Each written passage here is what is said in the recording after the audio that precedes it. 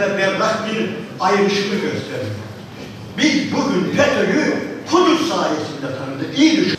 Geli seydalara geli bilala ma'lum ev toplantı ve ev cibiname cibu hatırı halasiyat Kudüs'e.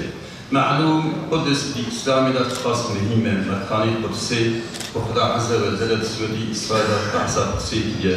Meseleki Kur'aniye, meseleki Nebeviye Peygamberine Aleyhisselatü Vesselam ahadisi şerifle bahsa Kudüs'e diye hatta hadis ile Peygamberine medve gitmiş Kudüs'e her ömre ya hac gibken Huda Azze ve Celle bütün günahı beri affetke.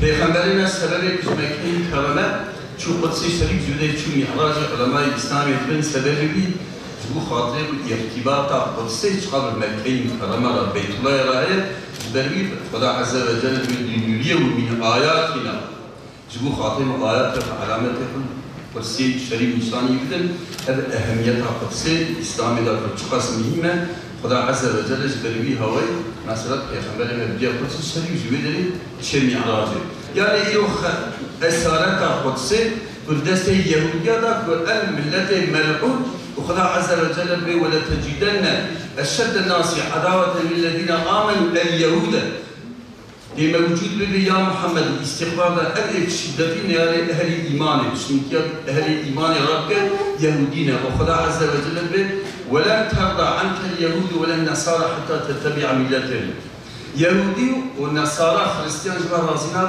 حتى ونبي تابعي دينيون بني إلو يهودي مثلا حسب عيسى من غير المشروعات الدنيا خريستيان بعيسى إلهي ما حد اتفاقنا على الإسلام دا يكسلك لكنافا ويربني فتنة كنا نابينا عالم الإسلام شو مسلمان كني سري هب قتل وقتال كنا نابينا مسلمان دا تبت فتنة يهودي وخريستيان يعني خلاصيا قدسي حتى خلاصيا مكة كرامة مدينة من أول الأوجنة فم قبل ومملكة الإسلامية قل بني إشارة أهل الكبيرة بقوة الشدة قوتي بوحدة الشدة أب عالم الإسلامي حتى من الملك وحدة النبينا حتى تشينك أم يجي أسير يقول صمجي أسير يرو بنيرة لفلسطين بيرك فلسطين صديق فلسطين رابع كبرى دابيجر أب عسكري يهودية صون موديل بسلاح عصري مجهز يعني كوقت بيجي جزاء مالك شدة عجبا فلسطين أبرك الإسلامي بيغمبري مدبي من أصبح ولم يهتم بأمور المسلمين فليس بمسلمين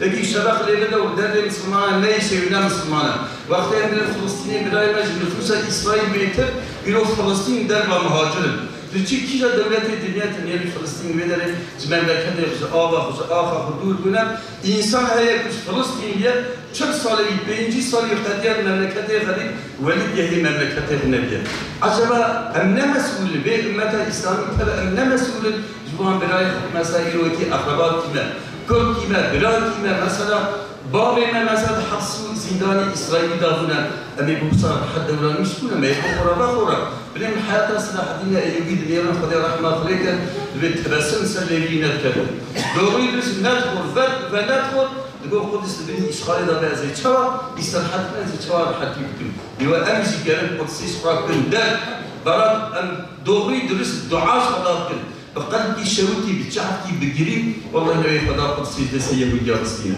يرو مثلا كيف أخذ مزام خاطر وبناء فلسطين ده حبسوا الزندان بالكيرة فلسطين ده حبسوا زندان يهودية ده نصرانية وان حبسوا زندان ده إنساني وان مثلا خانية وان خلقنا طبراخ وان إشغال كنا بسر أرض وان بناء شيء كيلو يرو 5 مليون فلسطين مهاجرين دربا عجبا أمنا مسؤولين كأخوة إسلامي جبو خاطرك أمش بي مسؤولية خلاص قال لنا بينا خدا وحدة اسمان بالقوة خدا عز وجل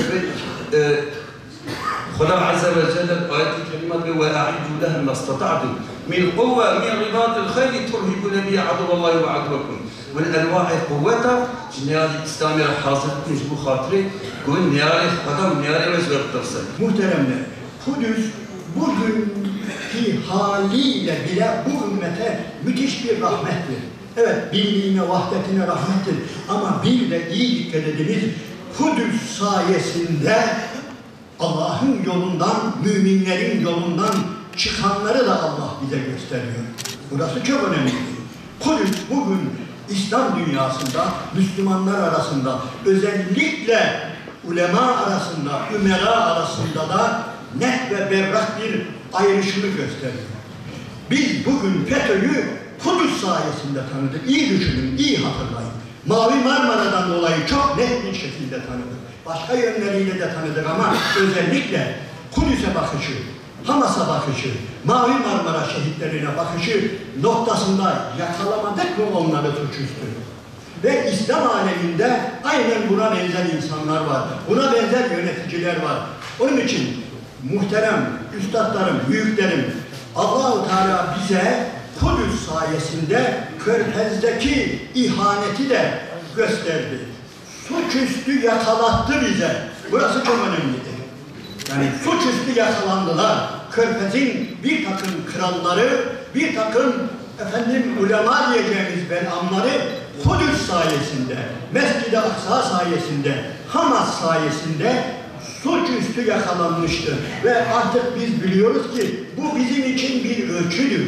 Kudüs bugün ümmetin ulemasının, ümerasının nasıl bir çizgide durduğunu göstermesi açısından da onları bize çok güzel tanıtması açısından da Kudüs Rabbimizin bize gerçekten müthiş bir nimetidir. Hocamın okuduğu, hepimizin bildiği hadis-i şerifin tecelli ettiği men lem yehtemme bi umuril müminine feleyse minhum. İyi dikkat ediniz. Bu hadis-i şerifimiz birbirimize öğüt olarak yani okuyoruz ama çok daha güzel bir yönü ortaya çıktı. Kim Kudüs'le uğraşmıyorsa, hele aleyhinde uğraşıyorsa, hele Mescid-i Aksa diye bir derdi yoksa, istediği kadar alim olsun, feleyse minhum. Onu bizzat gösterdi Rabbim bu dünyada bizlere. Ve şimdi bu suçüstü yakalanan kral beyefendileri Kudüs konusunda, Kudüs'teki ihanetinden dolayı Allah-u Teala onların resimlerini, şahıslarını bizim karşımıza böyle çıkarttı. Ve onları da inşallah alaşağı etmeyi, onları bu ümmetin içerisinde bulundukları yerden alaşağı etmeyi, Kudüs'ü satanları, Mescid-i Aksa'yı satanları ve özellikle Yahudilerle, Siyonizmle amcaoğlu olduklarını iddia edenleri ortaya net ve berrak bir şekilde çıkartmıştır. Ama Dünya Kudüs'ü cime hamiyara yeke. Dünya Kudüs'ü cime tamamara yeke, İslam'ı yeke. Sade Kudüs tenine yani dini İslam'ı da zaten heye o hammi ulemayla herkese tarafı kadar mesulü, herkese tarafı kadar gerek evi icraat-ı İslami hakkı beke. Vakti ki emniyetin Rabbi alemi evi mesuliyeti hizmet hazır. Kudüs kıblegâh-i İslamiye seri evvada beşira Resul-i Ekrem aleyhissalatu vesselam o ki falı khvastiye ve bizri Mekke mükerreme Rabbi alemi demek ki evvel serlemeci beni sıfran diye Mekke. Eydi ki cebel bir pası Kudüs mekanı İslamiye anhal tüm diye ki Müslüman'a hakaret bekirin. İca ne hazım Kudüs'e gerek ya Müslüman'a tamamen şef olur. Hem dua beke hem maddi hem manevi hatta bekari yardım beke. Mesela jeneki Yahudi yani Yahudiyana tübbehtine küfriyana tübbehtine demek ki jeneki Yahudi yani diğeriş ha para toplamış diye para topluyor nava elde dilencilik diye %90'ı çiheye para var şeyini Panka Yahudiyan bu hatırı bu yardım bekence milleti xwara diğer mirası bu dini yanlışa galette. Bu içtimai, bu toplantıyı tertip edenlerden Allah razı olsun. Biz de onlara müteşekkiriz. Allah hayırlı neticelere vardırsın. Kudüs'e sahip çıkmamıza, Kudüs'ü dava edilmemize, Kudüs'ün özgürlüğüne kavuşturulmasını, Mescid-i Aksa'da namaz kılmayı hepimize hedef edinmemize vesile eylesin. Kudüs sadece Arapların, Kudüs sadece Filistinlilerin değil, Kudüs tüm ümmeti Muhammediye'nin ortak bir davasıdır. Türküyle, Kürdüyle, Arabıyla, Lazıyla, Çerkeziyle tüm ümmeti Muhammediye'nin Kudüs'e sahip çıkması, Kudüs'ün özgürlüğüne kavuşması için herkesin elinden düşeni yapması gerekir. Her şeyden önce bizim Kudüs'ün fethini konuşurken, Kudüs'ün yeniden özgürlüğüne kavuşmasını konuşurken, önce bu birlik ve beraberliğimizi, aramızdaki küçük aidiyetleri bir tarafa bırakarak, meşrep, mezhep, etnisite vesaire farikaları bir kenara bırakarak, ümmet ortak paydasında bir araya gelerek, ümmet şemsiyesi altında bir araya gelerek bu ittihadımızı, bu ittifakımızı sağlamamız lazım. İkincisi de Kudüs'ün fatihi olabilecek bireyleri öyle bir nesli yetiştirmemiz lazım. Filistin, Kudüs ve Resulullah Aleyhisselatü Vesselam'ın tabiriyle, ifadesiyle Beytül Makdis bizler için politik gelişmelerin gündemimize taşıdığı güncel bir konu olmanın ötesinde bir inanç, bir itikat meselesidir. Beytül Makdis topraklarında işgalin 100. yılı aştığı, Siyonist işgalcilerin uluslararası alanda işgalin boyutlarını farklı noktalara taşımak için ellerinden gelen her türlü girişimde bulundukları bir dönemde bizlerin de Kudüs'ü gündemimizde tutacak, özellikle genç nesilleri Kudüs'e yönelik bilinç ve eylem düzeyinde farklı noktalara taşıyacak stratejiler belirlememiz gerekiyor. Biz biraz da gençliğimizin etkisiyle Kudüs'teki direnişçi liderlerin isimlerini ezberleyerek yetiştik. Yahya Ayyaş'ı bilmeyen bir gençlikten bahsediyoruz günümüzde. Geldiğimiz noktada mesele sadece Müslümanların etkilendiği bir mesele değildir. Siyonist işgal sadece Müslümanlara karşı bir tehdit oluşturmuyor. Kudüs, bütün bir insanlığın sömürüldüğü bir simge haline gelmiş durumda. Kudüs'te, Filistin'de yapılanların bütün bir insanlığa karşı işlenen suçlar kapsamında değerlendirildiği, Siyonistlerin bütün dünyada suçlu ilan edildiği bir dil ve strateji benimsememiz gerekiyor.